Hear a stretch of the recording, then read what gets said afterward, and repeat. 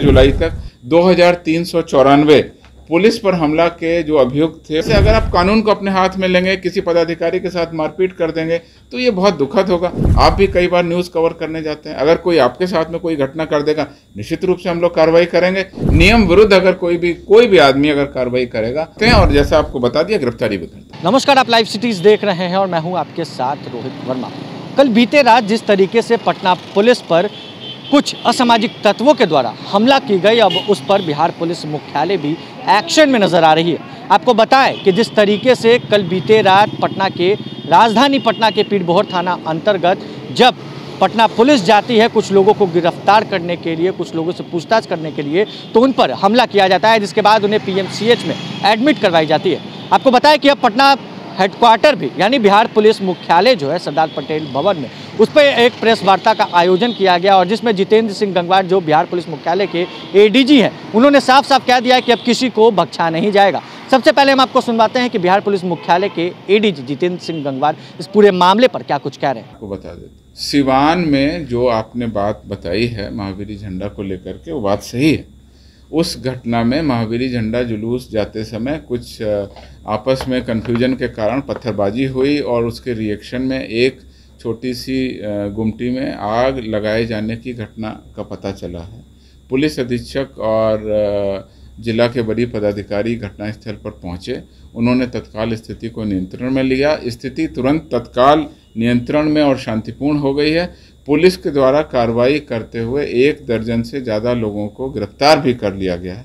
कांड दर्ज करके इसमें आवश्यक कार्रवाई की जा रही है। सर, कल रात घटना पुलिस की टीम पर लगातार अगर देखा जाए अटैक हो रहा है और ये बार बार हो रहा है, चाहे बालू माफिया हो, शराब माफिया हो। राजधानी पटना में भी कल किया गया, अलग अलग हिस्सों से आती है ये खबरें। सर, क्यों इस तरह से टेंडेंसी बढ़ रही है और आगे आप लोग क्या करने वाले हैं? पुलिस, जैसा कि मैंने आपको बताया है, पुलिस पर हमला, और मैं कहूँ कि कोई भी सरकारी पदाधिकारी या किसी भी विभाग के सरकारी पदाधिकारी अगर सरकारी कार्यों के निष्पादन में कहीं जा रहे हैं, बिजली विभाग की टीम अगर कहीं पर बिजली का बकाया वसूलने जा रही है या किसी और विभाग की टीम किसी और सरकारी काम के लिए जा रही है, उस पर नागरिकों का रोष या उनकी नाराज़गी है तो वो अपने लेवल पर ही रहे। अगर वो फिजिकली किसी को असॉल्ट करते हैं, किसी तरह का फिजिकल वायलेंस करते हैं या कोई और तरह से अभद्रता करते हैं, तो उस पर निश्चित रूप से पुलिस कार्रवाई करती है, कांड दर्ज करते हैं। और आप लोगों को ये जानकारी होगी कि ये सभी कांड गैर जमानती होते हैं। मैं आपको केवल आंकड़े बता देना चाहता हूँ कि हम लोगों ने इसके लिए जो वज्र टीम बनाई है, उस वज्र टीम में भी हम लोगों ने एक ये रखा हुआ है कि पुलिस पर हमला के लिए, जैसे कि हम आपको बता दें, जनवरी से जुलाई तक 2394 पुलिस पर हमला के जो अभियुक्त थे उनको हमने गिरफ्तार किया, 2394।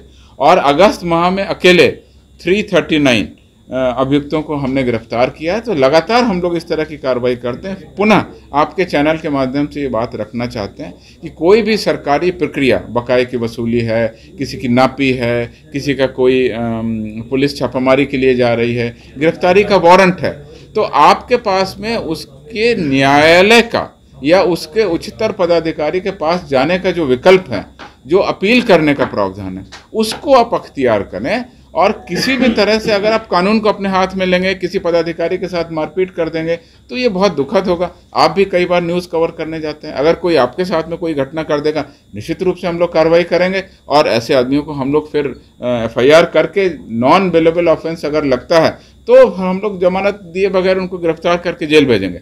कुल कहने का आशय ये है कि समाज में व्यवस्था बनी रहे और चंद लोग जो किसी के उकसावे में या अगर कोई इस तरह के लोग इनके पीछे हैं तो उनकी भी हम लोग इंक्वायरी करते हैं, उनको भी हम लोग जेल भेजते हैं। आपको बता दिया 2394 लोग हमने जनवरी से लेके जुलाई तक हमने अरेस्ट किए हैं और ऐसे मामलों की संख्या अब निश्चित रूप से कम हो रही है। मैं इस बात से सहमत नहीं हूं कि ऐसी घटनाएं बढ़ रही हैं, बल्कि मैं ये कह रहा हूं कि ऐसी घटनाओं में कमी आ रही है। और आपके चैनल के माध्यम से जब जागरूकता फैलेगी और लोगों की बात समझ में आएगी कि अपनी बात रखने का उचित फोरम उपलब्ध है, वहाँ पर आप जाएं, अपील करें, लोगों के यहाँ बात कहें, या कोई स्थगन आदेश है तो उसको लेकर के आएँ। पुलिस तो लीगल कार्रवाई में आपके पास जा रही है। अगर आपके पास वारंट है तो पुलिस वारंट के तामीला के लिए जाएगी। अगर आपके पास में कोर्ट से स्टे ऑर्डर है, आप दिखा दीजिए कि स्टे ऑर्डर है, पुलिस वारंट का तामीला नहीं करेगी। तो ये एक लीगल प्रोसेस है और उससे समाज में व्यवस्था बनी रहेगी, ये ऐसा आपसे अनुरोध है और ऐसी बातों को आप रखें। आप भी कहीं जाते हैं न्यूज़ संकलन के लिए तो आप भी यही बात कहते हैं कि भाई मुझे जो पता चला है मैं ये बात कह रहा हूँ, आपको जो अपनी बात कहनी है आप कह दीजिए।